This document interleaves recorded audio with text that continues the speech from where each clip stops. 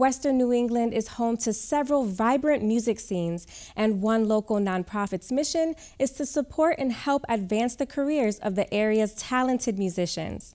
The New Music Alliance is dedicated to showcasing creative local musicians who write original music, as well as promoting our region as a destination for original music writing, production, and performances.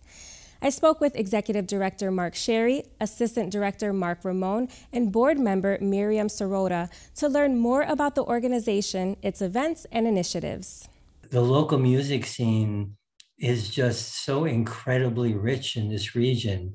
And it's not necessarily well known anywhere out of the area.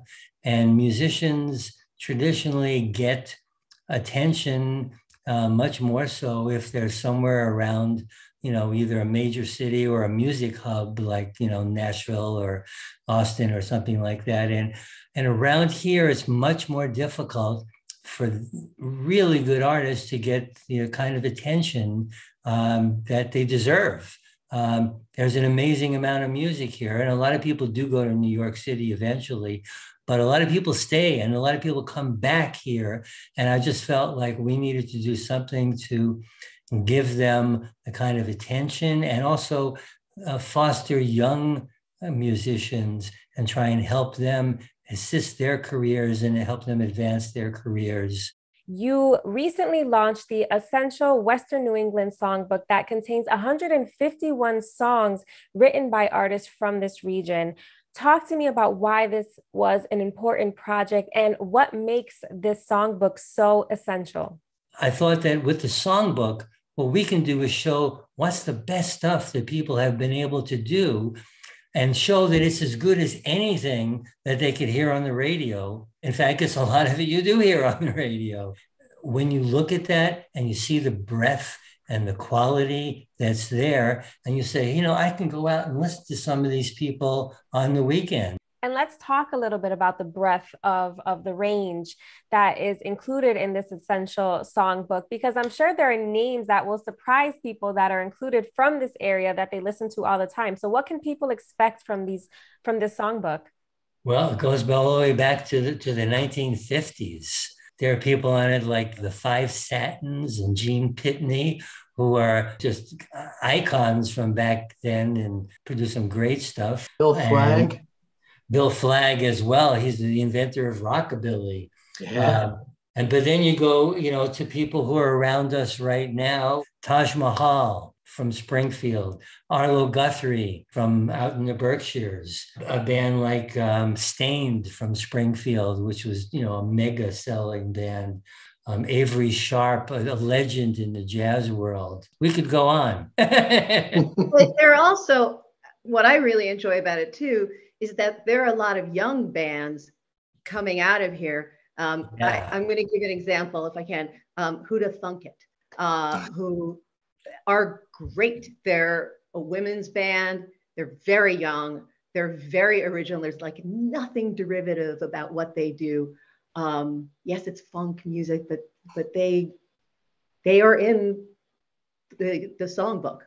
Now, there are several ways that you work with local artists, including offering workshops that are available on your website, as well as having the New Music Alliance Radio Hour that the three of you are DJs for, and it airs on several local stations.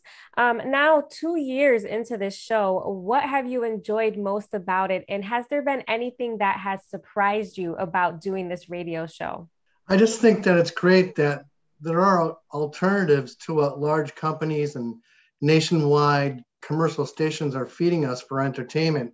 We can listen to local talent on small commercial radio stations, see bands at local venues, and listen to songs that were produced by local recording studios. I think it's an alternative that people will find very, pleasing and something different if they just go out and make an effort to try something different. It's a lot of fun.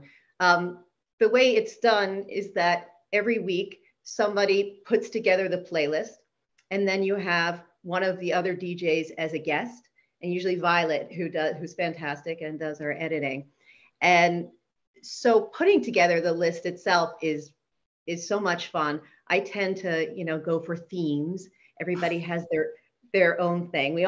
And it's wonderful to see people's taste, their point of view, what they, what draws them to certain artists. Like I know if, we work with this person, they might bring in some, classical or jazz music that we've never heard before. The music that we bring in, we have a huge choice of.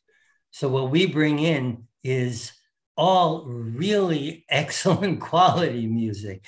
When I first started this, one of the things that amazed me is that I thought eventually we were going to run out of really good songs from artists from this area.